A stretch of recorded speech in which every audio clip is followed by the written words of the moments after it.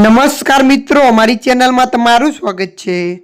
મિત્રો, ગુજરાતમાં 2019માં સુરતની સેન્સન કોર્ટે આસારામના પુત્ર નારાયણ શાહને દુષ્કર્મના કેસમાં દોષી ઠેરવી આજીવન કેદની સજા ફટકારી હતી। તેને રાજસ્થાનની જેલમાં રહેલા આસારામને મળવા માટે ગુજરાત હાઈકોર્ટમાં હંગામી જામીન માટે અરજી કરી હતી। આ અરજીની સુનાવણીમાં કોર્ટે નારાયણ શાહને 5 દિવસના હંગામી જામીન આપ્યા હતા।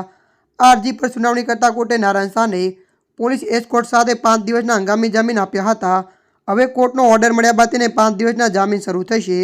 દુષ્કર્મના આરોપી નારાયણ શાહના તેના પિતા આસારામને મળવા માટે જામીન આપવામાં આવ્યા છે। આસારામને હૃદય અને ઉંમર સંબંધિત તકલીફો છે, તેને અગાઉ IMC માં દાખલ કરવામાં આવ્યા હતા।